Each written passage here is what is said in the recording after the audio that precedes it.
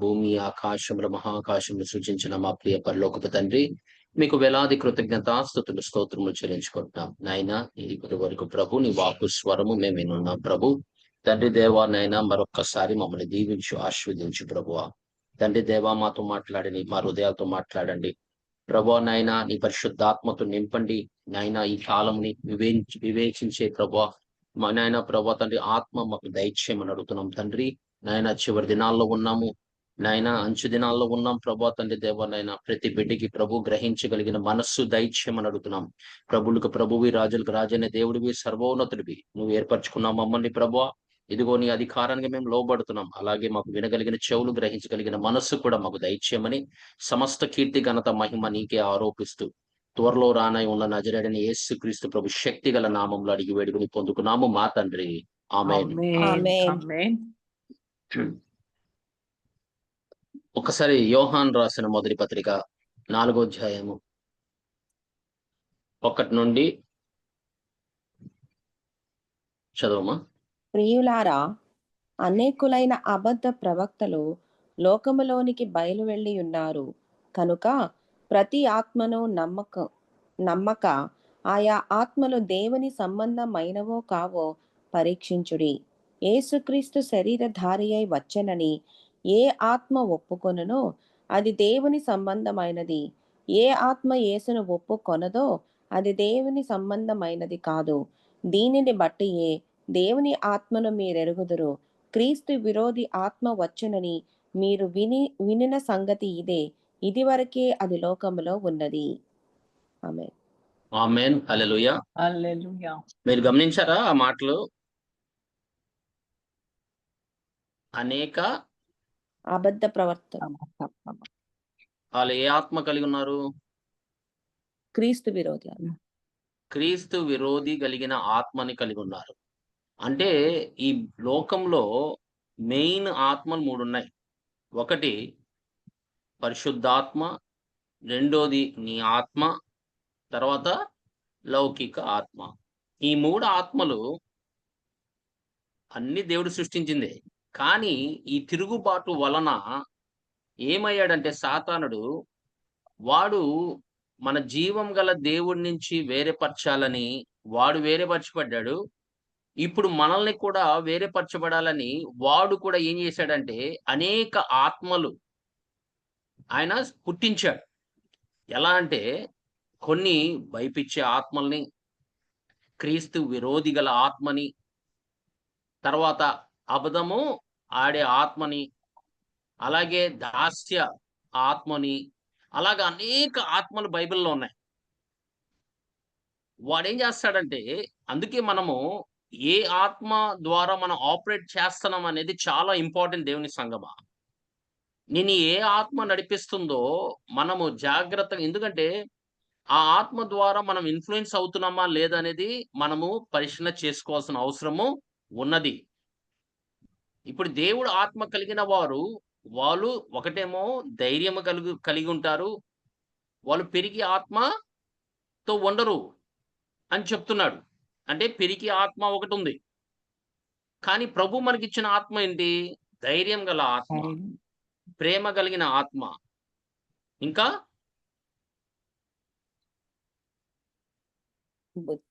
ఏమిచ్చాడమ్మా? పరిశుద్ధాత్మ. చూసారా అందరు మౌనంగా ఉన్నారు? దేవుని గల ఆత్మ ఆత్మ, ఇచ్చారు, ప్రేమ గల ఆత్మ ఇచ్చారు, ధైర్యం గల ఆత్మను అనుగ్రహించారు. కలిగిన ఆత్మ. ఇప్పుడు దేవుడు ఇంద్రియ ఆత్మకి ఇంద్రియ ఆత్మకి ఆత్మ. మనం వివేచించాలి. ఎందుకంటే దేవుడు ఆత్మ నిన్ను పరిశుద్ధతనంలోకి నడిపించడానికి వచ్చాడు. ఇంకా వేరే ఆత్మలు ఏంటంటే నిన్ను దేవుడికి దూరపరచడానికి వచ్చారు. ఈ ఆత్మలు లోకంలో ఉన్నాయని చెప్తున్నాడు. మీరే వివేచించాలంటున్నాడు. మనం వివేచించాలంటే ఎలా జరుగుతుంది? లేఖనము ద్వారా, ఒకటైతే లేఖనముల ద్వారా మనము వివేచించవచ్చు. రెండోది పరిశుద్ధాత్మ సహాయముతో మనము వివేచించవచ్చు. ఇప్పుడు ఇక అనేక ఆత్మలు బయలుదేరినాయని చెప్తున్నాడు ఈ లోకంలో. అలాంటి అబద్ధ ప్రవక్తలు ఉన్నారు, అబద్ధ బోధకులు ఉన్నారు. తర్వాత సాతాను నుంచి ప్రత్యేకంగా పనిచేసే ఆత్మలు కొన్ని ఉన్నాయి. అయి మనుషుల్ని ఏం చేస్తదంటే ఇన్‌ఫ్లూయెన్స్ చేస్తూ ఉంటుంది. లోబర్చుకుంటుంది. మనల్ని ఏం చేస్తూ ఉంటదంటే, మనల్ని నడిపించటానికి మన మీద ప్రభావము పనిచేయడానికి ప్రయత్నం చేస్తూ ఉంటది. హ్మ్. అందుకే మనల్ని ప్రేరేపించడానికి ప్రయత్నం చేస్తూ ఉంటది ఈ ఆత్మలు. అందుకే మనం గనక లేఖనములో చూసినట్లయితే, మనం ఈ దినాన అనేక ఆత్మల గురించి మాట్లాడడానికి సమయం ఉండదు. కానీ ఈ కొద్ది వారాలు మనము కొన్ని ఆత్మల్ని చూడబోతున్నాం. ఈ ఆత్మల ద్వారా అప్పుడు మీకు అర్థమైద్ది.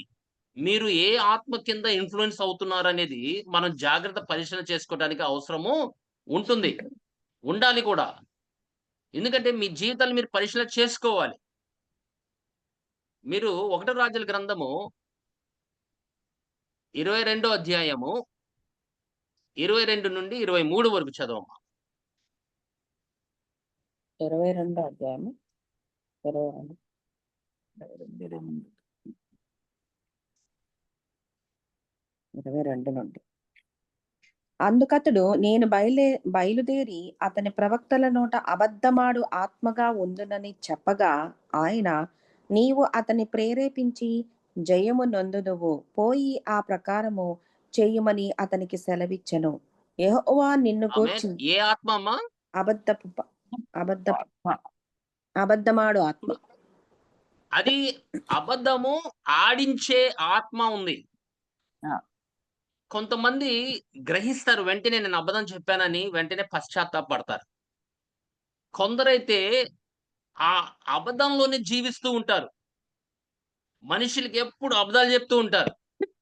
అప్పుడు పరిశుద్ధాత్మ దేవుడు నడిపిస్తున్నాడా మనల్ని? లేపోతే ఈ అబద్ధ ఆత్మ ఆ! ఈ అబద్ధమాడు ఆత్మ పనిచేస్తుందా? ఒకసారి గ్రహించండి. ఈ ఆత్మ దేవుడి సన్నిధిలో నేను వాళ్ళని ఒప్పిస్తానని జెప్పి ఈళ్ళేం జేశారంటే ప్రవక్తల దగ్గరికి వెళ్లి ఈ ఆత్మ ప్రవక్తల ఏం నోట జేసింది? వాళ్ళ వారి నోట్లోకి నోట నుండి అబద్ధం అబద్ధాలు మాట. ఆడించింది. అవును. అప్పుడు ఏం జేశాడంటే ఇజ్రాయెల్ రాజు ప్రవక్తలను అడుగుతున్నాడు. మేము యుద్ధంలోకి వెళ్ళొచ్చా అని అడుగుతున్నాడు. యుద్ధంలోకి వెళ్ళొచ్చా అంటే తప్పనిసరిగా దేవుడు నీకు విజయం ఇస్తాడు అంటున్నాడు. కానీ యెహోషాఫాతు ఏమంటాడంటే, అయ్యా! ఇజ్రాయెల్‌లో ప్రవక్త లేడా? అని అడుగుతాడు. ఉన్నాడులే అండి ఒకడు. ఆయన ఎప్పుడు నా గురించి మంచిగా మాట్లాడడు. అవును. అయినా కూడా ఆయన పిలిపించు. అది ఆయన దేవుడి ప్రవక్త అయితే ఆయన మాటలు మనము వినాలి అని చెప్పి పిలిపిస్తారు. పిలిపించిన తర్వాత ఈ 400 ప్రవక్తలు వాళ్ళు అబద్ధాలు ఆడుతున్నారు. ఎందుకంటే వాళ్ళ మీదకి ఏ ప్రభావం పనిచేస్తుంది? అబద్ధమాడు ఆత్మ. అబద్ధమాడు ఆత్మ. అబద్ధమాడు ఆత్మ పనిచేస్తుంది. చూడండి ఆ ప్రభావం ఎలా ఉంటుందో. కొన్నిసార్లు దైవజనులే, కొన్నిసార్లు దేవుడి బిడ్డలే గ్రహించలేకపోతున్నారు వాళ్ళు అబద్ధాలు ఆడుతున్నారని. ఎందుకంటే దేవుని సంగమా మనం చాలా జాగ్రత్తగా ఉండాలి మన జీవితాల్లో. ఏ ఆత్మ నా ద్వారా పనిచేస్తుందనేది నువ్వు గ్రహించగలిగితే, నీ జీవితాన్ని సరిజేసుకోవటానికి అవకాశం ఉంటుంది. అందుకే వివేచన అనేది చాలా ఇంపార్టెంట్ ఈ చివరి దినాల్లో.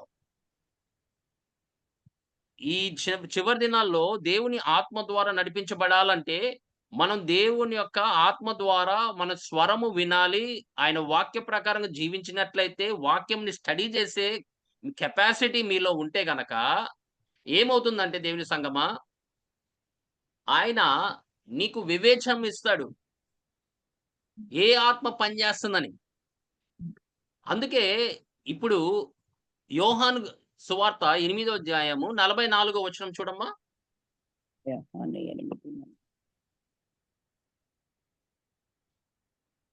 మీరు మీ తండ్రియకు అపవాది సంబంధులు. మీ తండ్రి దురాశలు నెరవేర్చ కోరుచున్నారు. ఆది నుండి వాడు నరహంతకుడయ్యుండి సత్యమందు నిలిచినవాడు కాడు. వాని యందు సత్యమే లేదు. వాడు అబద్ధమాడునప్పుడు తన స్వభావముననుసరించియే మాటలాడును. వాడు అబద్ధికుడును అబద్ధమునకు జనకుడనై ఉన్నాడు. ఆమేన్. అబద్ధముకి జనకుడు. జనకుడై అంటే ఉన్నాడు. అబద్ధము ఆడి నుంచే పుట్టింది. ఈస్ ద ఫాదర్ ఆఫ్ లైస్. మరి ఆయన మన మీద ప్రభావం ఉండినట్లా మనం ఏం చెప్తూ ఉంటాం? ఏమ్మా మన మాటలు ఎలా ఉంటాయి? సత్యం గల మాటలుగా ఉంటాయిగా? లేదు. లేకపోతే మనం కూడా అబద్ధాలు ఆడుతూ ఉంటామా? డాడీ ఇంట్లో ఉన్నారు అంటే లేరండి, బయటికెళ్ళారు. డాడీ ఎక్కడున్నారమ్మా అంటే ఆయన నిద్రపోతున్నాడు. లేపొద్దని చెప్పాడు. ఇంట్లో లేడండి అని చెప్పిస్తాం. అంటే ఏ ఆత్మ ప్రభావం అది? ఆ? బ్రదర్ మీ దగ్గర ఏదైనా సహాయానికి డబ్బులున్నాయా అంటే లేదు బ్రదర్ అంటారు. వెంటనే ఆలోచించకుండా మనము అందుకోసమే నీ మాటలు చాలా జాగ్రత్తగా ఉండాలని చెప్తాడు యాకోబు. వినటములో మనం ఎలా ఉండాలి? జాగరూకులైండు. వేగముగా ఉండాలన్నాడు కదా. అవును. మాట్లాడేటప్పుడు కూడా మాట్లాడేటప్పుడు నిదానించాలి. నిదానించాలి అన్నాడు. అవును. అవును. ఆలోచించాలి నేనేం మాట్లాడుతున్నాను అనేది. అవును. ఎందుకంటే దేవుడు ఆత్మ సత్యవంతుడైతే మనము సత్యమే పలుకుతాము. ఎంత కష్టమైనా మన ఈగోని పక్కన పెట్టి మనం సత్యమే మాట్లాడతాము. అందుకే దేవుని సంగమా మనం చాలా జాగ్రత్తగా ఉండాలి. ఏ ఆత్మ కింద ప్రభావం పనిచేస్తుంది మన జీవితంలో అనేది చాలా జాగ్రత్తగా. అందుకే దేవుని సంగమా ఏహాబ్ ఏమయ్యాడు? ఆ యొక్క ప్రవక్తల మాట విని, ఆ అబద్ధ ప్రవక్త మాటలు విని ఆయన యుద్ధంలోకి వెళ్లి చనిపోయాడు. యెహోషాపాతు తప్పించుకున్నాడు. ఎందుకంటే వద్దన్నాడు. దేవుడితో నడిచిన వాడు కాబట్టి దేవుడు ఆయన్ని తప్పించాడు. కానీ ఆయన సహోదరుడు ఇజ్రాయెల్ వాళ్ళ సహోదరులు కాబట్టి ఆయన కూడా యుద్ధంలోకి వెళ్ళాడు. కానీ దేవుడు కృపను బట్టి ఆయన బ్రతికిపోయాడు. ఏహాబు చనిపోయాడు. పోయాడు. ఏహాబు చనిపోయాడు. ఎందుకంటే ఆయన నడక కరెక్ట్ కాదు. దేవుడు ముందు దేవుడు మాటలకి ఎప్పుడు లోబడలేదు ఆడు. అన్య దేవుళ్ళకి పూజించాడు. ప్రజల్ని కూడా అలాగే నడిపించాడు. అందుకే దేవుడు ఏం చేశాడంటే అతన్ని ఎవరు ఇది చేస్తారంటే ఈ ఆత్మ వచ్చి నేను అంటే అది అబద్ధ ఆత్మ కాదు. దేవుడి దగ్గర ఉండేది అబద్ధ ఆత్మ కాదు. నేను అలా వెళ్తాను అన్నాడు. అలా వెళ్ళి వాళ్ళతో ఇలా ప్రేరేపిస్తాను అన్నాడు. అలాగే ప్రేరేపించాడు. వీళ్ళు అబద్ధాలు ప్రవచనాలు చెప్పారు. వాళ్ళందరూ ఏమైపోయారు? నశించిపోయారు. ఏహాబ్ నశించిపోయాడు. చనిపోయాడు. అలాగే ఇంకొక కథ ఉంది. బేతేల్లో ఒక ప్రవక్త వచ్చాడు. యవనస్తుడు. దేవుడు స్పష్టంగా ఆయనకు ఆజ్ఞాపించాడు. ఎళ్లి అక్కడ ప్రవచించు. అక్కడ ప్రవచించి నువ్వు తిరిగి వచ్చేయి. కనీసం భోజనం కూడా చేయవద్దు. నీళ్లు కూడా ముట్టవద్దు. నీళ్ళు కూడా ముట్టొద్దు. అక్కడ ఇంకా ఆగమాకని చెప్పి వెంటనే నీ ప్రయాణము వెళ్ళిపో అక్కడి నుంచి అని చెప్పి అన్నాడు. ఆజ్ఞాపించాడు దేవుడు. సరే ఆయన ఎళ్లి ప్రవచించాడు. ప్రవచించినప్పుడు రాజు ఏం చేశాడు? యెరోబోము ఏం చేశాడు? వాడిని చంపటానికి ప్రయత్నం చేశాడు ఆ ప్రవక్తని. పట్టుకోవడానికి వెళ్ళినప్పుడు వాడి చెయ్యి ఏమైపోయింది?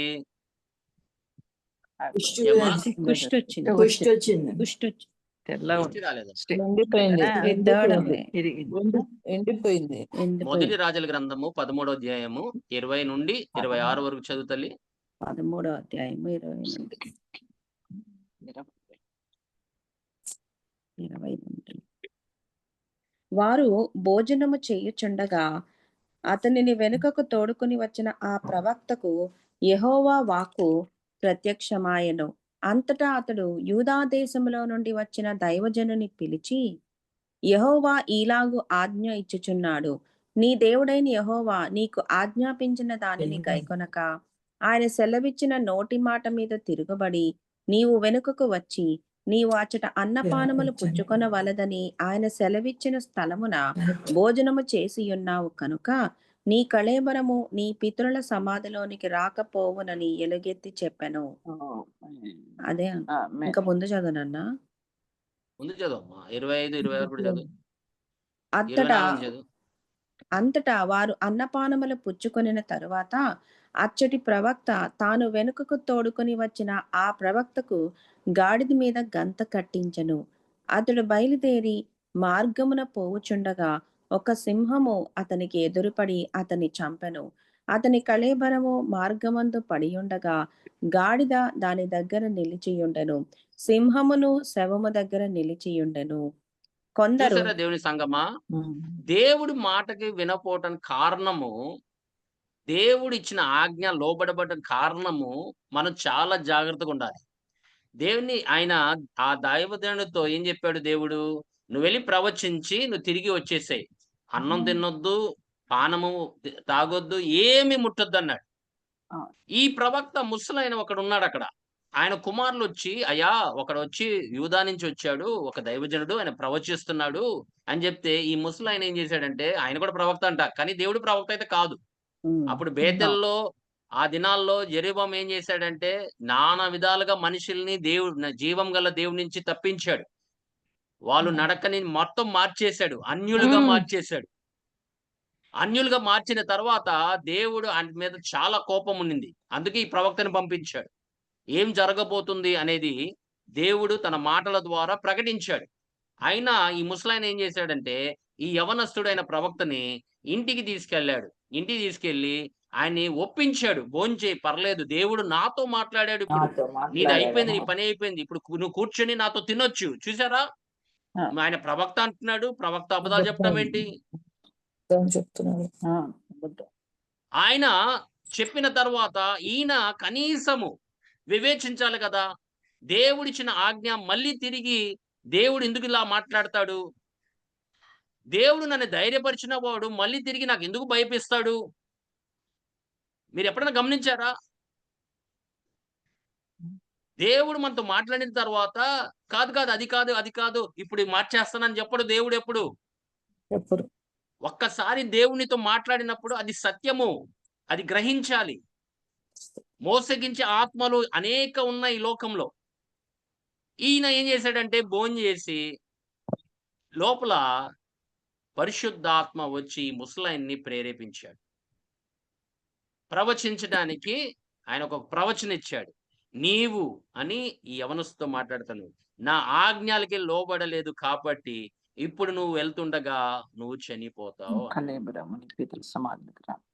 చూసారా? దేవుడు ఆత్మ అన్యుల మీదకి రావచ్చు, ఎవరి మీదకన్నా రావచ్చు ప్రవచించడానికి. ఎదురుపడి దేవుని సంగమా ఎప్పుడు అనుకోమాకండి దేవుడు ఓన్లీ క్రైస్తవుల ద్వారా మాట్లాడతాడని. దేవుడు అనేక మంది ద్వారా మనతో మాట్లాడొచ్చు. కొన్నిసార్లు క్రైస్తవుల ద్వారా నువ్వు వినకపోతే అన్యుల ద్వారానే మాట్లాడతాడు దేవుడు. అందుకే దేవుని సంగమా ఆయన అబద్ధమాడి ఈ యొక్క ప్రవక్త జీవితాన్ని హతం చేశాడు. ఆయన మినిస్ట్రీ ఆగిపోయింది. పాపం ఆయన చనిపోయాడు. ఇంకా అక్కడితో దేవుడు ఇంకా ఎలా వాడుకునేవాడో మనకి తెలియదు. కేవలము ఆ అబద్ధ ఆత్మని వినటం వలన. చూసారా కాన్సిక్వెన్సెస్? అందుకే ఎవరన్నా నీతో మాట్లాడుతున్నప్పుడు గాని, ఎవరన్నా గాని మనమైనా కూడా మన జీవితాల్ని పరిశీలన చేసుకోవాల్సిన అవసరము ఉన్నది. ఏ ఆత్మ నా జీవితంలో పనిచేస్తుందనేది జాగ్రత్తగా ఉండండి.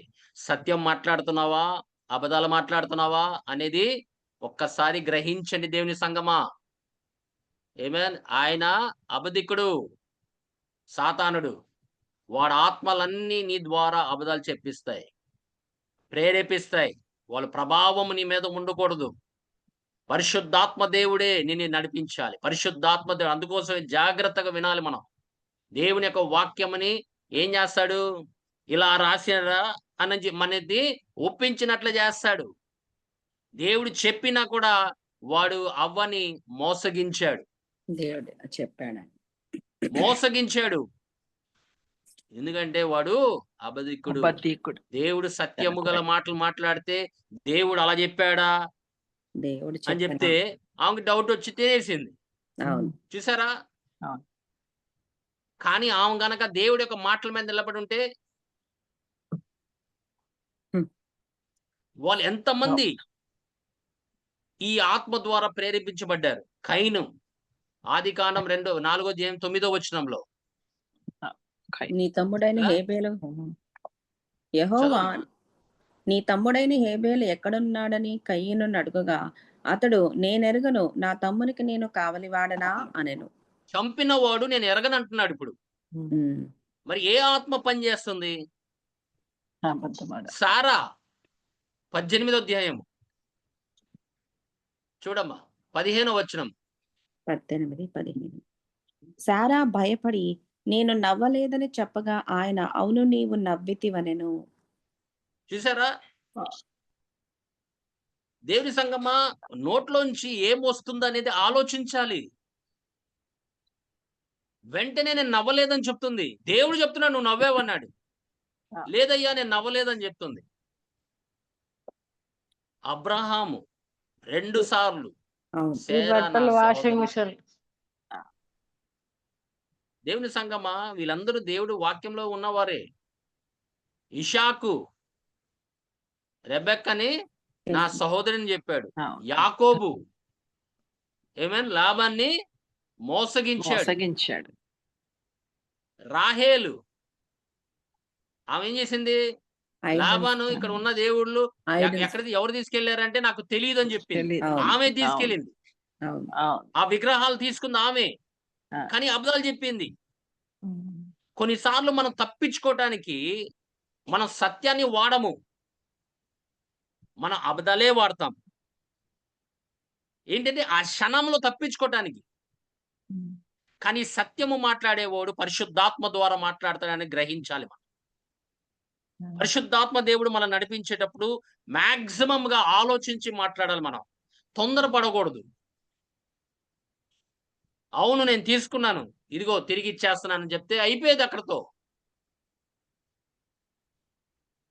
మీరు గమనించండి, యోసేపు సహోదరులు ఏడి యోసేపు అంటే చనిపోయాడని చెప్పారు సహోదరులు, కానీ అమ్మి వేశారని చెప్పలేదు.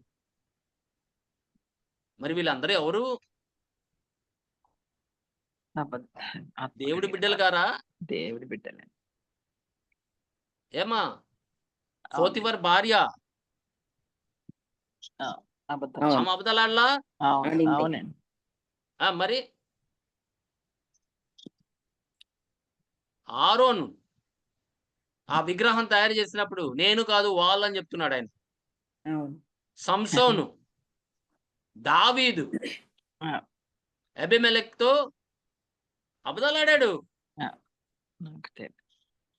ఈ అన్ని దేవుడు ఎందుకు రాస్తాడంటావు? దాచిపెట్టొచ్చు కదా. ఇది రాయాల్సింది మనకి తెలియపరచాల్సిన అవసరం లేదు కదా.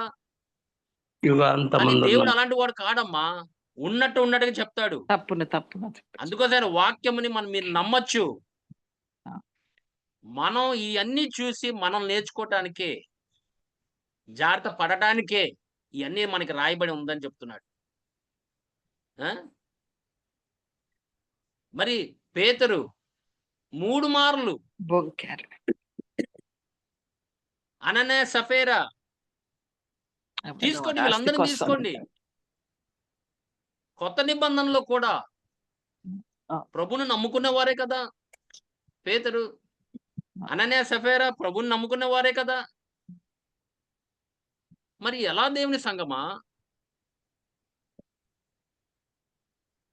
దానికి కాన్సిక్వెన్సెస్ లేదా? మీరు చెప్పండి.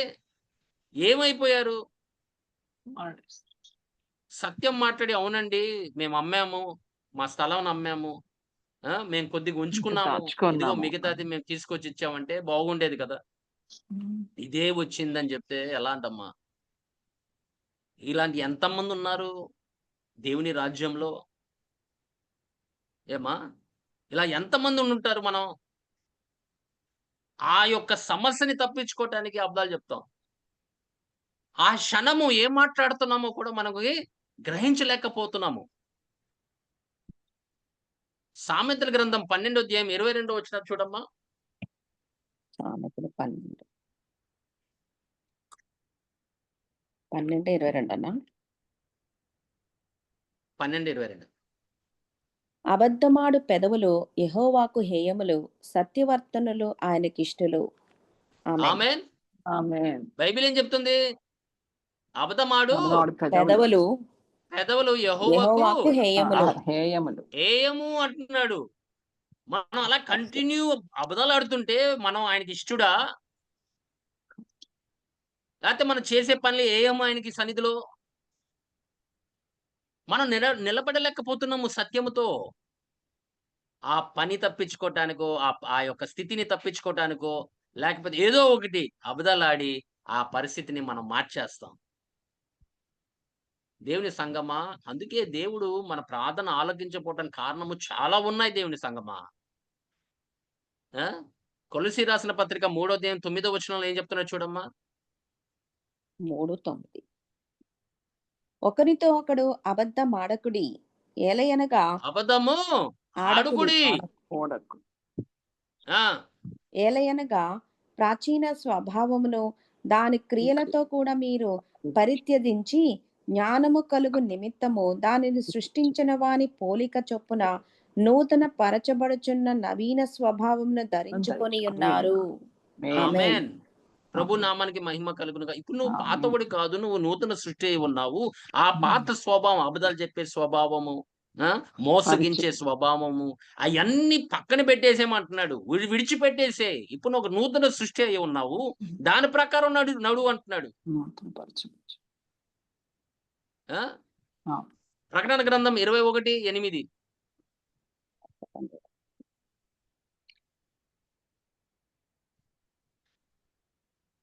పిరికివారును, అవిశ్వాసులను, అసహ్యులను, నరహంతకులను, వ్యభిచారులను, మాంత్రికులను, విగ్రహారాధికులను, అబద్ధికులందరూ అగ్నిగంధకములతో మండు గుండములో పాలు పొందుదురు. ఇది రెండవ ఆమేన్. మరణము. చూసారా? ఆమేన్. అందులో అబద్ధికులు ఉన్నారు. ఉన్నారు. నువ్వు కంటిన్యూ మాట్లాడితే నీ డెస్టినీ ఎక్కడో నీకు తెలిసిపోవాలి ఈ పాటకి. అగ్ని నేను ప్రభులో ఉన్నాను అంటే సరిపోదు. నువ్వు కంటిన్యూ అబద్ధాలు ఆడుతూనే ఉంటే నువ్వు ఎక్కడికెళ్తావు చివరికి? మండు గుండంలోకి, గంధకములతో ఏమ్మా? గుండంలోకి. ఎక్కడికెళ్తావంట? అగ్నిగంధకముతో మండు గుండము. గంధకములతో మండు గుండం. మనకి ఎళ్ళాలని ఉందా? లేదు లేదు. అది కష్టమైన, మనకి నష్టమైన, మనం సత్యమే మాట్లాడాలి. అందుకే ప్రభు ఒక మాట అంటాడు. మత్తయి సువార్త 5వ అధ్యాయము 37వ వచనంలో. మీ మాట అవునంటే అవును, అవునని, అవును, అంటే కాదు. కాదంటే కాదు. కాదు. ఆ! నీ మాట అని అవునంటే అవును, అవును, కాదంటే కాదు అని ఉండవలెను. వీటికి ఆ. మించినది దుష్టుని నుండి పుట్టునది. ఆమేన్. ఆమేన్. చూసారా ఎంత ఆమేన్. స్పష్టంగా చెప్పాడు? ఆ. దీనికి మించినది అవునండి నేను చెప్పాను, కాదండి నేను చెప్పలేదు. ఇంకా దానికి మించింది ఏదైనా ఉంటే నీ భర్త అడిగినప్పుడు అవునండి నేను ఆమె గురించి ఇలా తప్పుగా మాట్లాడాను. ఆ? అవునయ్యా, అవునమ్మా నేను తప్పు మాట్లాడాను. లేదు నేను మాట్లాడలేదు. నీ అవునైతే అవునై ఉండాలి, కాదంటే కాదై ఉండాలి. దీనికి మించినది దుష్టుని నుండి పుట్టినది అని చెప్తున్నాడు. అందుకే మన నోరు జాగ్రత్తగా అదుపులో పెట్టుకోవాలి. మాట్లాడే ముందు నేను సత్యం మాట్లాడుతున్నానా, అబద్ధం మాట్లాడుతున్నానా అనేది నువ్వు గ్రహించగలిగితే, ఆమేన్ హల్లెలూయా, ప్రభు ఆత్మ నీలో ఇంకా పనిచేస్తాడు. ఇయన్నీ జయించడానికి కృపనిస్తాడు. ఈ ఆత్మ ప్రభావము నీ మీద పడకుండా దేవుడు ఆత్మ నీకు సహాయం చేయవాడుగా ఉంటాడు. అన్ని విషయాల్లో మీరు గమనించండి దేవుని సంగమా. మన సంఘాల్లో అబద్ధం చెప్పేవాళ్ళు చాలా మందున్నారు. ఎందుకంటే దేవుని సంగమా, ఆ పని లేకపోతే ఆ పరిస్థితిని ఎదుర్కొనే ధైర్యం లేక, తప్పించుకునే స్వభావము, మన తప్పుల్ని ఒప్పుకునే స్వభావం కాదు మనది. దాచుకునే స్వభావం మనది. మనుషులు వాళ్ళ తప్పులు దాచుకోవడానికి ప్రయత్నం చేస్తారు. కానీ దేవుడు సమస్తం ఎరిగిన వాడు. ఆయనకి తెలీదమ్మా మనం నిజం చెప్తున్నామో, అబద్ధాలు చెప్తున్నామో తెలీదు ఆయనకి. తెలుసు. ఆ! అబద్ధికులు ఎక్కడికెళ్తారంటే చివరికి అగ్నిగంధకముతో మండు గుండములో. అగ్నిగండంలోకి వెళ్తారని చెప్తున్నాడు. నీ మాట అవునంటే అవును, అవును. కాదంటే కాదు అని ఉండేవలను అని చెప్తున్నాడు. వీటికి మించినది దుష్టు నుండి పుట్టినది. దీనికి మించినది దుష్టి నుండి పుట్టిస్తుంది. మరి ఎవరు ప్రభావం కింద ఉన్నావు నువ్వు? ఇప్పుడు చెప్పండి, ఏ ఆత్మ పనిచేస్తుంది మన జీవితాల్లో? భక్తత్వం ఆ? చేస్తాం. ఎన్నో ఆత్మలు ఉన్నాయమ్మా ఈ లోకంలో పనిచేస్తున్నాయి. మెయిన్ క్రైస్తవుల్లోనే పనిచేస్తాయి. ఎందుకంటే మనల్ని పడేయడానికి ప్రయత్నం చేస్తాడు. మీరు గమనించారా? ఇప్పుడు బలాము ఉన్నాడు, వాడు దేవుడు ప్రజల్ని శపించలేకపోయాడు. దేవుడు దేన్ని దీవించాడో వాడు శపించలేకపోయాడు. వాడి చేతిలో లేదది. కానీ వాడేం చేశాడంటే వాళ్ళని మోసం చేసి దేవుడే వాళ్ళని తిట్టేటట్టుగా, దేవుడే వాళ్ళని శిక్షించినట్లుగా చేశాడు. ఆ ఆత్మలు అలాగే పనిచేస్తాయి. నీతో తప్పు చేయిస్తే, నీతో పాపం చేయిస్తే దాని కాన్సిక్వెన్సెస్ దేవుడే చూసుకుంటాడని కూడా వాళ్ళకి తెలుసు. ఆ ఆత్మలకి తెలుసు. నీతో అబద్ధాలు చెప్పిస్తే చాలు, దేవుడే చూసుకుంటాడు నిన్ను. వాళ్ళేం చేయక్కర్లా. గమనించండి, వాళ్ళేం చేయక్కర్లా. నీతో చేయించడమే వాళ్ళ పని. నిన్ను ప్రేరేపించడమే ఆ పని. ఆ ప్రభావం నీ మీదకు ఉండేటట్టుగా చేయించటమే వాళ్ళ పని. మిగతాది దేవుడే మిమ్మల్ని శిక్షిస్తాడు. దేవుడే మిమ్మల్ని ఏం చేయాలో ఆయనే చేస్తాడని చెప్పి వదిలేస్తారు వాళ్ళు. చూసారా? వాళ్ళు అందుకోసమే ఆడు కుయుక్తి గలవాడు. ఇందాక మనం చూసాం, బ్రదర్ గారు ఒక మాట చెప్పారు. వాడి అన్నీ నేను ఎరిగి ఉన్నానని చెప్తున్నాడు పౌలు గారు. ఎందుకు చెప్పాడు పౌలు గారు అది? చదివేశాడు వాడిని. వాడు ఏ రూపంలో వస్తాడో తెలుసు, ఎలా ప్రేరేపిస్తాడో తెలుసు. మరి పౌలు గారే రాశాడు కదమ్మా ఆత్మ గురించి. ఎక్కువ ఎవరు రాశారు పరిశుద్ధాత్మ దేవుడి గురించి? ఎందుకంటే ఆత్మ ద్వారా నడిపించబడిన వాడు కాబట్టి, ఆత్మలో జీవించాడు కాబట్టి, వాడు ఏ రూపంలో వచ్చినా వాడు సిద్ధంగా ఉన్నాడు పౌలు గారు. ఆడు మోసగించలేడు పౌలు గారిని. అలాగే మనల్ని కూడా మోసగించడానికి వాడు ఎంత ప్రయత్నం చేసినా కూడా, మన ద్వారా అబద్ధాలు చెప్పడానికి ప్రయత్నించినా కూడా మనం మటుకు సత్యమే మాట్లాడాలి. ఏం చేస్తారు? చంపుతారు. ఏం చేస్తారు చెప్పండి? శిక్షిస్తారు. అంతకంటే ఏం చేయలేరు కదమ్మా. తండ్రి ఒక పిల్లోడిని ఒక దెబ్బేస్తాడు, లేకపోతే తల్లి ఒక దెబ్బేసిద్ది, అంతే కదా. కానీ సత్యం మాట్లాడితే మన పరిస్థితుల నుంచి బ్రతికిపోతాం. జీవిత కాలం అంతా మనం సత్యము మాట్లాడే విధానంగా మనము వాడు ప్రభావం కింద మనం ఉండరాదు కూడా. ఎలాంటి ప్రేరేపణ కలిగినా కూడా మనం చాలా జాగ్రత్తగా ఉండాలి. అలాగే ఇంకొక ఆత్మ ఉంది, అసూయపడే ఆత్మ. ఇది కూడా సంఘాల్లో చాలా చూస్తూ ఉంటాము. ఎవరన్నా మనకన్నా ఎదుగుతుంటే ఆత్మీయంగాని, భౌతికంగాని ఎలాగైనా కూడా మనకి అసూయ పుడుతుంది. ఇది కూడా ఒక ఆత్మే. బైబిల్లో రాయబడి ఉంది. కొన్ని చోట్ల అది రోషము కలిగిన ఆత్మ అంటాడు, కొన్నిసార్లు అసూయపడే ఆత్మ అంటాడు. చూడండి, కయీను ఆయన తన అర్పణ దేవుడు అంగీకరించలేదని, ఏబెల్దైతే దేవుడు అంగీకరించాడని ఆయన మనస్సులో అసూయ. దానివల్లే కదమ్మా చంపింది. మీరు ఒకసారి 27వ అధ్యాయము మత్తయి ఒకసారి చదవండి. చదివి నెక్స్ట్ వీక్ మేము ఒక క్వశ్చన్ అడుగుతాను. ప్రభుని ఎందుకు చంపారు అని అక్కడ ఒక చిన్న ముక్క రాసుంది. అదేంటో వచ్చే వారం నాకు చెప్పండి. డెఫినెట్గా అడుగుతా నేను. మీరు 27, 28 వచనాలు జాగ్రత్త చదివినట్లయితే అక్కడ ఒక చిన్న కారణం ఉంటుంది. ప్రభుని ఎందుకు అప్పగించారు? అనేది అక్కడ రాయబడి ఉంది.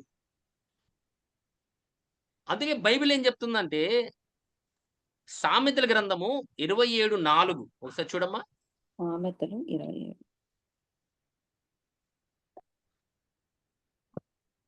27:4. క్రోధము క్రూరమైనది, కోపము వరద వలె పొర్లునది, రోషము ఎదుట ఎవడు నిలువగలడు? ఎవరు నిలవలేరమ్మా. 8. ఎందుకంటే కోపము తగ్గిపోతుంది. కొంచెం ఒక అరగంట, గంట ఆగితే చల్లారిపోతుంది కోపం. అలాగే మనం తొందరపాటు గాని, క్రోధము. ఏదైనా గాని వెంటనే ఆగిపోతుంది. తర్వాత మామూలయిపోతుంది. కానీ అసూయ, తర్వాత ఇంకోటేంటంటే ద్వేషం అండి. రోషము. రోషము. అది హృదయానికి సంబంధించింది. జెలసీ అనేది దాని ముందు ఎవరు నిలబడగలరు అంటున్నాడు. Who can stand before envy? Who can stand before jealousy అంటున్నాడు. ఎందుకంటే అది చిన్న చిన్నగా ఆ మనిషిని తినేస్తూ ఉంటది. అసూయ పడేవాళ్ళు వాళ్ళలోన చేదు ఉంటుంది. ఎవరు ఏది బాగుపడుతున్నా కూడా చూడలేరు.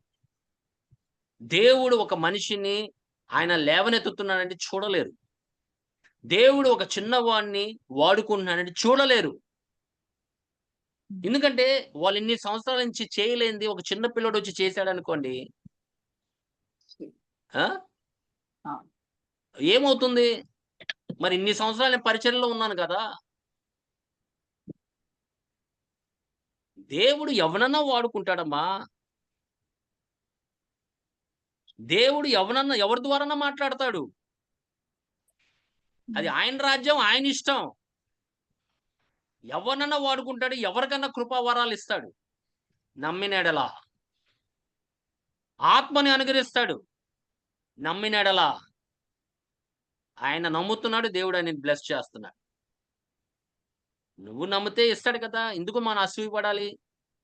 అదే కనుక నువ్వు దేవుడి వాక్యానికి లోబడితే నువ్వు కూడా దీవించబడతావు కదా. వేరేవాళ్ళు దీవించబడుతున్నప్పుడు ఎందుకు అసూయ? ఎందుకది మనకి? రాహేల్ జీవితంలో కూడా మీరు చూడండి. ఆమెకి బిడ్డ లేహాకి బిడ్డలు కంటున్నానని చెప్పేసి ఆమెకి ఒకలాంటి అసూయ పడింది. ఆదికాండం 30:1 చూడు.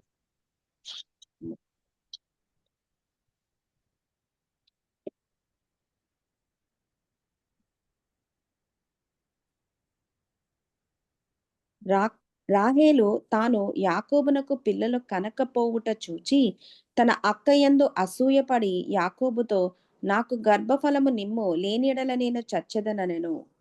ఏం ఆమె పడిందమ్మా? అసూయపడి. చూసారా?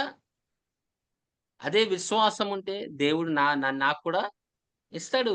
నా గర్భఫలాన్ని దీవిస్తాడు దేవుడు అనేది ఆలోచించాలి కదా. ఏమ్మా?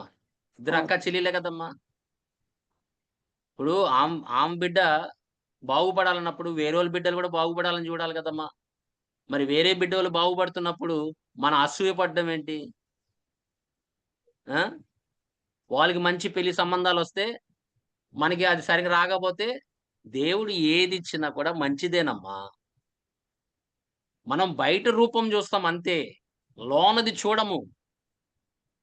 కానీ దేవుడు వాడు కాడు. ఆయన బయట అవతారం చూడు, లోన చూస్తున్నాడు. మనలో ఎంత ఎన్వి, ఎంత జెలసీ ఉందనేది. మనం ఎంత చేతులెత్తి ప్రార్థన చేసినా, ఎంత మోకరించి ప్రార్థన చేసినా, మన హృదయాన్ని పరిశీలన చేసే దేవుడు మనలో ఎంత ఎన్వి ఉందో తెలుసు. మరి సౌలు దావీదుని పొగుడుతుంటే ఆయన ఈర్ష్యపడలేదా? ఏమా? అవును. పడ్డాడా లేదా సౌలు? పడ్డాడు. సమూయేలు గ్రంథం, మొదటి సమూయేలు గ్రంథం చూడమ్మా. 18వ అధ్యాయము 6 నుండి 9 వరకు. 18:6. దావీదు ఫిలిష్తీయుని హతము చేసి తిరిగి వచ్చినప్పుడు స్త్రీలు ఇశ్రాయేలీయుల ఊళ్ళన్నిటిలో నుండి తంబురలతోనూ సంభ్రమముతోనూ వాద్యములతోనూ పాడుచు నాట్యమాడుచు రాజైన సౌలును ఎదుర్కొనుటకై వచ్చిరి. ఆ స్త్రీలు గాన ప్రతిగానములు చేయుచు వాయించుచు సౌలు వేల కొలదియు దావీదు 10,000 కొలదియు శత్రువులను హతము చేసిరనిరి. ఆ మాటలు సౌలునకు ఇంపుగా నుండనందున అతడు బహు కోపము తెచ్చుకుని, వారు దావీదునకు 10,000 కొలది అనియు నాకు 1,000 కొలది అనియు స్తుతులు పాడెరే, రాజ్యము తప్ప మరి ఏమి అతడు తీసుకొనగలడు అని అనుకొనెను. ఆమేన్. చూసారా? ఆమేన్. అప్పటి నుంచి చంపుదాం అనుకున్నాడు. విషపు చూపు నిలిపెను.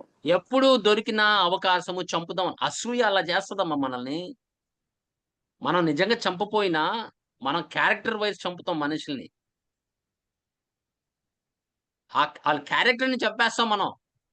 అసూయ పడేవాళ్ళు వేరోళ్ళ మీద తప్పులు మాట్లాడి, అబద్ధాలు మాట్లాడి ఏం చేస్తారంటే వాళ్ళ హృదయాల్ని చేదైపోయి, ఒక మనిషి మీద వాళ్ళు నిందలు వేసి, వాళ్ళని ఆత్మీయంగా చంపడానికి ప్రయత్నం చేస్తారు.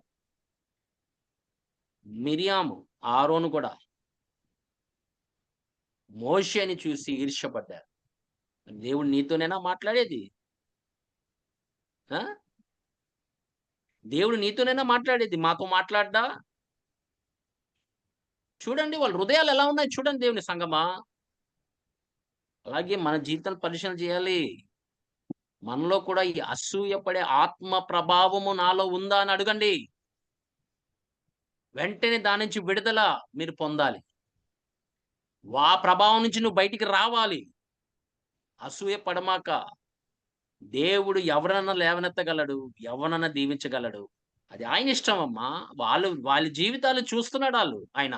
వాళ్ళ హృదయాలను పరిశీలన చేస్తున్నాడు. కాబట్టి వాళ్ళు దీవించబడుతున్నారు.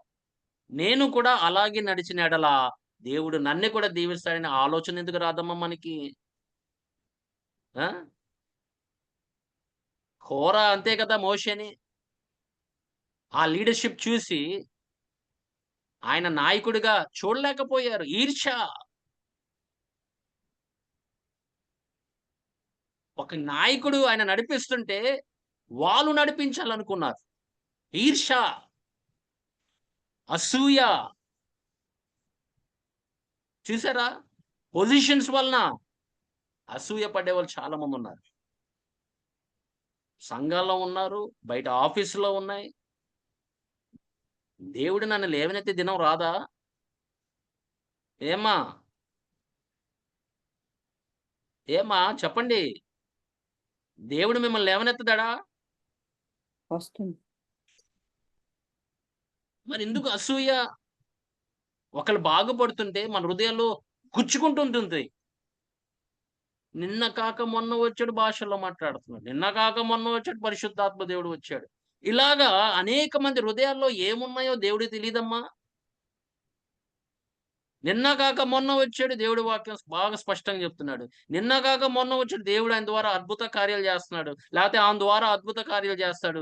ఇప్పుడు నిన్న కాక మొన్న వచ్చాడు దేవుడి రాజ్యంలోకి ఎంత బాగా పాడుతుంది అనేది అసూయ పడేవాళ్ళున్నారు. ఎంత బాగా వాక్యం చెబుతుంది అసూయ పడేవాళ్ళున్నారు.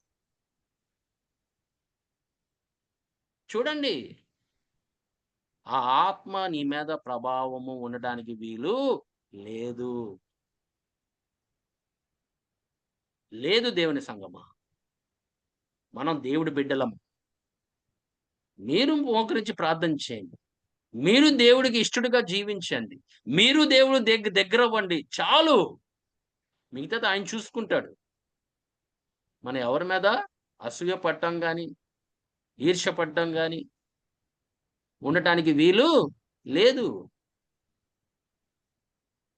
అందుకే చెప్పా మీరు 27వ అధ్యాయం చదవండి ఒకసారి మత్తయి సువార్త. చదివితే మీకు అర్థమైద్ది. ఎందుకు చంపారు ఆయన్ని. అది 27 అధ్యాయంలోనే ఉంది. 17, 18. చదవమ్మా. కాబట్టి జనులు కూడి వచ్చినప్పుడు పిలాతు, నేనెవనిని విడుదల చేయవలెనని మీరు కోరుచున్నారు? బరబ్బనా లేక క్రీస్తనబడిన యేసునా అని వారిని అడిగెను. ఏలయనగా వారు అసూయ చేత ఆయనను అప్పగించురని అతడు ఎరిగి ఉండెను. చూసారమ్మా? అసూయతో ఆయన్ని అప్పగించారని అప్పగించారు. చెప్తున్నాడు. ఆయన వచ్చింది కారణం అది వేరే అది పక్కన పెట్టండి. ఎందుకొచ్చాడో ఆయనకి తెలుసు. కానీ వాళ్ళ హృదయాలు చూడండి ఎలా ఉన్నాడు. ఎవరిని రక్షించడానికి వచ్చారో వాళ్ళ హృదయాల్లో ఆయన గురించి అసూయపడి ఆళ్ళు ఏం చేశారు? అప్పగించారట. అప్పగించారు. అసూయ అలా చేస్తదమ్మా. ఒక మనిషి క్యారెక్టర్‌ని గాని, ఒక మనిషిని చంపటానికి గాని, ఒక మనిషి ఎనకాడదు. హ్మ్. అస్సలు ఎనకాడదు. వాళ్ళ గురించి తప్పుడు మాట్లాడ కూడా ఎనకాడదు. ఎందుకంటే మన హృదయాలు అలా చేదైపోయినాయి కాబట్టి. కానీ ఈ దినాన్న పరిశుద్ధాత్మని అడగండి. అయ్యా! నీ ప్రభావంతో నేను నడిపించబడాలి. I want to walk with your influence O God. ఇంకా వేరే ఆత్మలు నా మీద ప్రభావము ఉండకూడదు దేవా. పడకూడదు. నాకు సహాయము దయచేయి. నేను అబద్ధాలాడటానికి నేను ఇష్టపడట్లా. కానీ నా బలహీనత వలన నేను కొన్నిసార్లు చెప్తూ ఉంటాను. నన్ను క్షమించండి. కానీ ప్రభువా నీ ఆత్మ ద్వారా నడిపించు. నాకు సహాయం దయచేయి. ఈ బలహీనత నుంచి నేను బయటికొచ్చేటట్టుగా నాకు కృప దయచేయండి. నాకు కృప దయచేయండి. అన్నిటికి కృప ఎమ్మడి కృప ఇస్తానన్నాడు కదమ్మా! అవును. ఆ! నేను ఎవరన్నా అవును. గాని బాగుపడుతుంటే ప్రభువా అసూయ పడడానికి నాకు వద్దు ప్రభువా. అలాంటి హృదయం నాకు వద్దు. వద్దు నాకు. నా హృదయము నీది. అది చేదవ్వటానికి వీలు లేదు. లేదు. అసూయ లేదు. పడడానికి వీలు లేదు. లేదు. ఈర్ష్య పడడానికి వీలు లేదు. లేదు. ఎందుకంటే అందరూ దీవించబడాలి.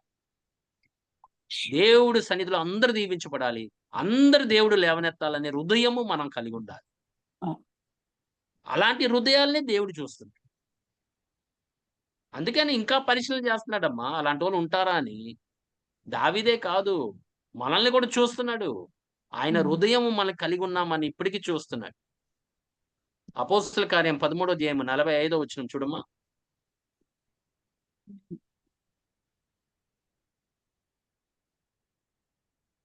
యూదులు జనసమూహములను చూచి మత్సరముతో నిండుకొని దూషించుచు పౌలు చెప్పిన వాటికి అడ్డము చెప్పిరి. ఎందుకు అసూయ మత్సరముతో. అర్థము. గమనించారా? పొట్ పట్టించాలన్నా, చెరసాల్లో పడేయాలన్నా అంతా వాళ్ళ ఈర్ష్య, అసూయ వాళ్ళలో. హ్మ్. వాళ్ళ జీవితాల్లో ఇలా ఉంటేనే ఇలా చేస్తారు. మీ మీద నిందలేయటం గాని, మిమ్మల్ని దూషించటం గాని, ఒక మనిషి హృదయాన్ని బట్టి చేస్తది ఇయన్నీ. నీ హృదయము శుద్ధీకరిత అయితే అసలు నువ్వు పట్టించుకోవు. సామెతల గ్రంథం 14 అధ్యాయం 30 వచనం చూడమ్మా.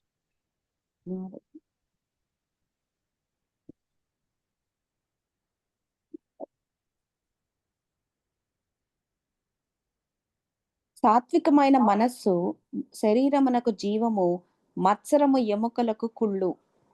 ఆమేన్. ఆమేన్. చూసారా? A heart of peace gives the body give life life to the body అంట. హ్మ్. But envy rots the bones. The bones. Rottens the bone. అందుకే జబ్బులు. మత్సరమునకు అందుకే ఎముకలకు వాళ్ళలో సంతోషం ఉండదు. ఆనందం ఉండదు. అసూయ ఉన్న వాళ్ళకి ఎప్పుడు ఆనందం ఉండదు. సమాధానం ఉండదు. మీరు గలతీయులకు రాసిన పత్రికలో శరీర కార్యంలో అది ఉందా లేదా చూసుకోండి ఒకసారి. అవును. అది ఉంది. మత్సరం గలతీయులకు ఉంది. రాసిన పత్రిక 5వ అధ్యాయం 19-21లో అసూయ ఉందా లేదో చూసుకోండి ఒకసారి. శరీర కార్యములు. అది శరీర కార్యము. అవును. అవును. యాకోబు గ్రంథం 3వ అధ్యాయం 16వ వచనం చూడు తల్లి. 3:16.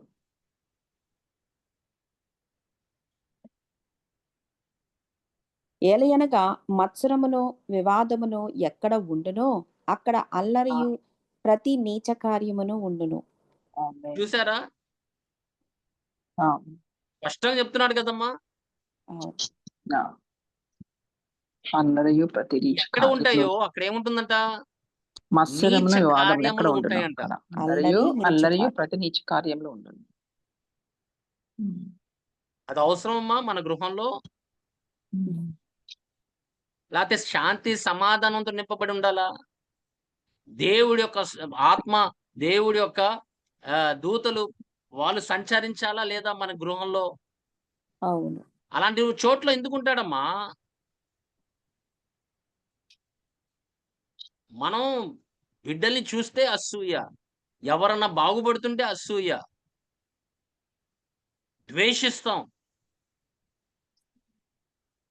ఎందుకని? ఎందుకని అలాంటి ఆలోచన ఉండదు. వాళ్ళని దీవించిన దేవుడు నన్ను కూడా దీవిస్తాడు కదా! నేను కరెక్ట్‌గా నడిస్తే. ఆయన మాటకి నేను ఆయన అధికారానికి లోబడితే దేవుడు నన్ను కూడా దీవిస్తాడు కదా! ఆ! ఆదికాండంలో అన్యులు మన ఎవరు ఇషాకుని చూసి ఈర్ష్యపడలా? ఉమ్. బావిలు తవ్వినప్పుడు అవును. పడతారు. కానీ దాంట్లోంచి మనం బయటికి రావాలి. అసూయపడ్డారు. దాంట్లోంచి బయటికి రావాలి మనం. దాంట్లోంచి బయటికి రావాలంటే నువ్వు ఆత్మలో ఎదగాలి. నీకు తృప్తి అనేది ఉండాలి. తృప్తి అనే వాటా నీకు అర్థమవుతే నువ్వు ఏది ఈర్ష్యపడవు. దేనికి ఈర్ష్యపడవు? దేనికి అసూయపడవు. పశ్చాత్తాపం.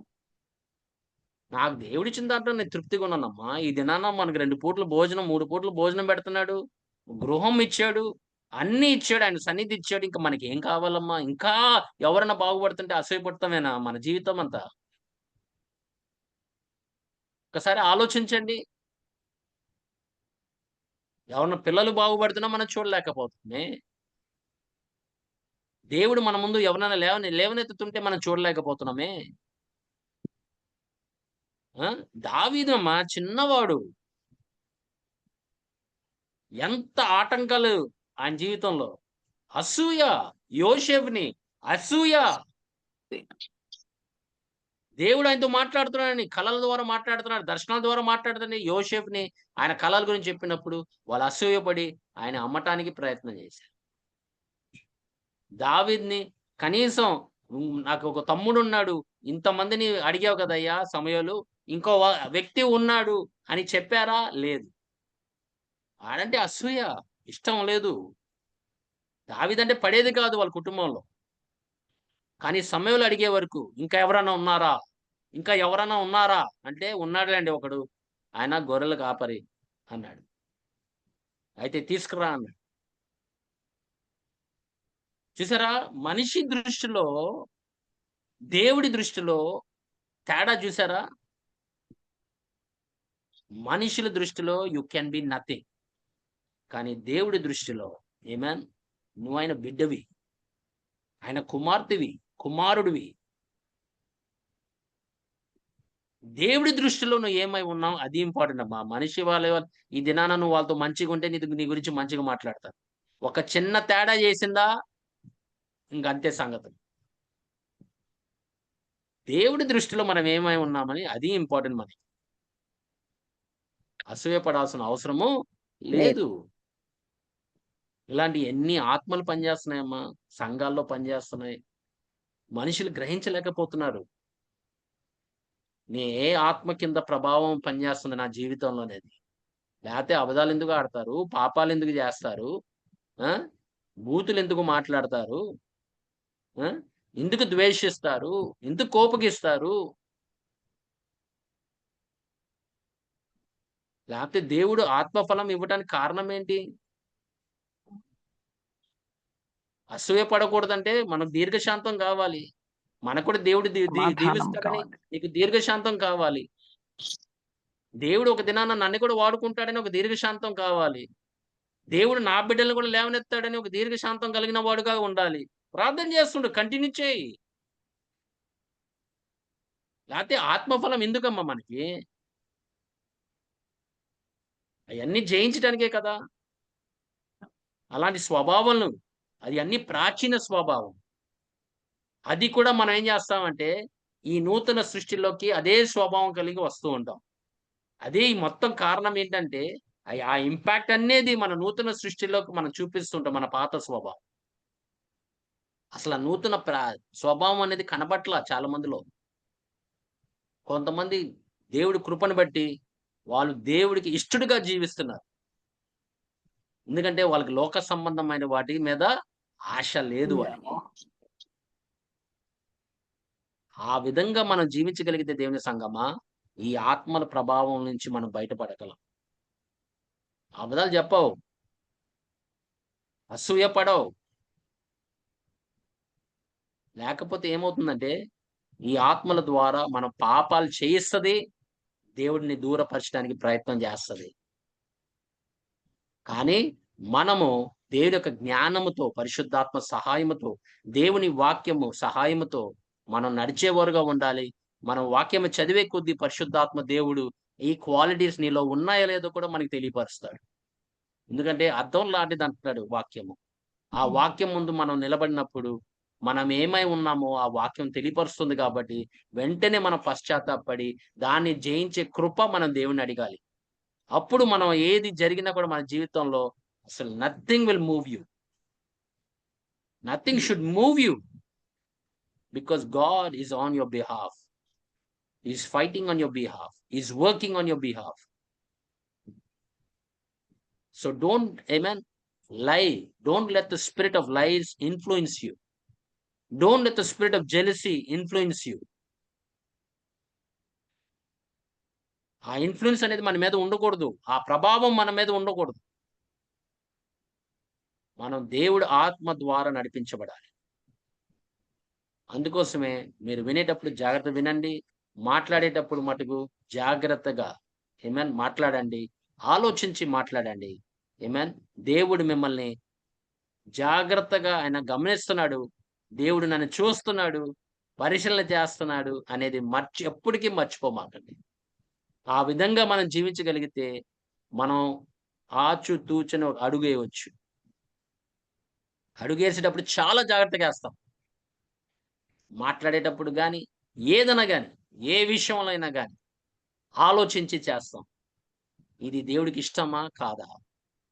ఇది దీని ద్వారా దేవుడికి మహిమ కలుగుతుందా? కాదా? అనేది మనం గ్రహించగలం.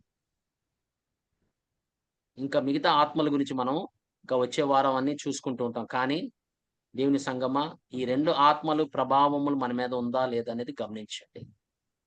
పరిశీలన చేసుకోండి. నేను సత్యమే మాట్లాడుతానంటే దేవుడికి మహిమ కలుగును గాక. కానీ ఆమేన్. బ్రదర్ నేను అప్పుడప్పుడు అబద్ధాలాడుతున్నానంటే దేవుడు పశ్చాత్తాపడు, దేవుని అడుగు, దాన్ని జయించే కృప నాకు దయచేయమని అసూయ పడుతున్నావా? దేవుని క్షమాపణ అడుగు. అయ్యా నా హృదయాన్ని శుద్ధీకరించు. ఆమేన్. నువ్వు అందరిని దీవించే దేవుడై ఉన్నావు. అందరినీ ఒకే విధంగా చూసే దేవుడు ఉన్నావు. నువ్వు పక్షపాతం ఉన్న దేవుడు కాడయ్యా అని నువ్వు గ్రహించగలిగితే నువ్వే బాగుపడతావు. నీ హృదయం శుద్ధీకరం అవుతుంది. దేవుడికి ఇష్టడుగా నువ్వు జీవిస్తావు. దేవుడి కొద్ది మాటలు మన హృదయంలో ఫలింపులకు తీసుకొచ్చును గాక. ఆమేన్. ఆమేన్. Amen.